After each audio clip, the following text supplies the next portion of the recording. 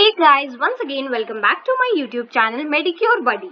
In today's video we are going to discuss another topic जो कि 20 marks question में बहुत बार फॉरेंसिक मेडिसिन में पूछा जाता है and that is thermal injury. ठीक है, सबसे पहले हम इसकी डेफिनेशन डिस्कस करते हैं.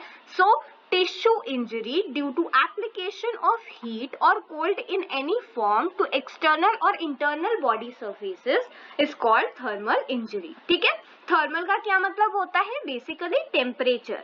तो टेम्परेचर कैसा भी हो सकता है, वो कम भी हो सकता है, ज्यादा भी हो सकता है. तो उसकी वजह से अगर कोई इंजरी हो गई है so that is known as thermal injury. Now friends, thermal injury से मोस्ट फ्रीक्वेंटली जो क्वेश्चंस पूछे जाते हैं वो बर्न्स के ऊपर पूछे जाते हैं. But there is one more topic जिससे बहुत फ्रीक्वेंटली क्वेश्चन आता है and that is classification of thermal injury. ठीक है, तो यहाँ पर ये फ्लो चार्ट आपके सामने अपीयर हो रहा है. तो इसमें क्या मेंशन किया गया है दैट जो थर्मल इंजरी है उसको बेसिकली हम दो पार्ट में डिवाइड करते हैं. अगर कोल्ड की वजह से हो रही है so this is the first part due to cold and the second due to heat. अब कोल्ड अगर जनरल पूरी बॉडी पे आ रहा है so that is known as hypothermia. ठीक है, जनरल इफेक्ट अगर कोल्ड का हमें देखने को मिल रहा है all over the body so that is known as hypothermia. Whereas अगर लोकल इफेक्ट दिख रहा है, ठीक है, मतलब अगर एक्सट्रीमिटीज पे इफेक्ट दिख रहा है, फुट पे इफेक्ट दिख रहा है तो ये लोकल इफेक्ट्स कहलाते हैं. और उसके अंडर क्या आता है? चिल्ब्लेन्स आते हैं, फ्रॉस्ट बाइट आते हैं एंड ट्रेंच फूट भी आएगा. ठीक है, तो ये थे thermal injury due to cold के दो sub types, general effects and local effects. ठीक है, अब हम आ जाते हैं thermal injuries due to heat पर, और इसके भी दो टाइप होते हैं. ठीक है, फर्स्ट टाइप को हम कहते हैं जनरल इफेक्ट्स और दूसरा है लोकल इफेक्ट्स.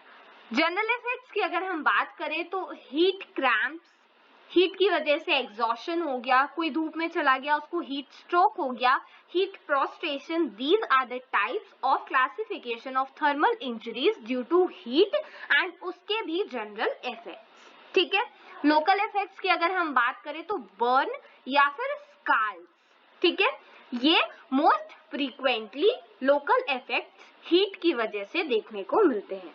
ठीक है, नाउ अब हम डिस्कस कर लेते हैं thermal injuries due to cold की एक बेसिक आउटलाइन. ठीक है, तो हाइपोथर्मिया क्या होता है अगर हम इसकी डेफिनेशन देखें तो अगर कोल्ड टेम्परेचर में मतलब बिलो 35 डिग्री सेल्सियस अगर किसी पर्सन का एक्सपोजर हो जा रहा है या फिर उसका रेक्टल या इसोफेजियल टेम्परेचर जो है वो लेस देन 25 डिग्री सेल्सियस और as low as 25 degree Celsius है so that is known as hypothermia.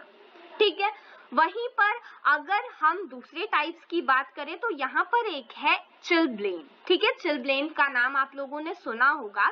That cold की एक्सपोजर की वजह से अगर स्किन जो है, ठीक है, उसमें इचिंग होने लगती है, रेडनेस हो जाती है, स्पेशली ये हाथ और पैर के एक्सट्रीमिटीज, फिंगर यहाँ पे देखने को मिलता है. So that is known as chilblains. ठीक है, चिल्ब्लेन्स की एक खास बात होती है दैट उसमें एग्रीवेशन हमें वार्मथ से देखने को मिलता है. Now we have another type of the injury जो कि जिसे हम क्या कहते हैं, we call it immersion syndrome. ठीक है, या फिर ट्रेंच फूट. ट्रेंच फूट क्या होता है? ट्रेंच फूट या फिर trench hand are types of immersion syndrome injuries. क्या होता है, ज्यादातर अगर कोई डैम्प एरिया में रह रहा है, किसी का सी से एक्सपोजर है या फिर एक्सपोजर है सीवियर कोल्ड के लिए, ठीक है, लेस देन 10 डिग्री सेल्सियस, तो उसके हाथ बिल्कुल ऐसे अपीयर होने लगते हैं जैसे उसको सबमर्स या फिर इमर्स करके रखा गया हो वाटर में. ठीक है, तो वो हम उसको क्या कहते हैं, we call it immersion syndrome. ठीक है, now talking about frost bite. Frost bite क्या होता है? ये एक टाइप की इंजरी होती है due to freezing and formation of ice crystals and obstruction of the blood supply within tissue. ठीक है, तो फ्रॉस्ट बाइट क्या होती है? अगर आइस क्रिस्टल्स का फॉर्मेशन हो जाए ब्लड वेसल्स में, जिसकी वजह से ब्लड वेसल्स में ऑब्स्ट्रक्शन हो जाए.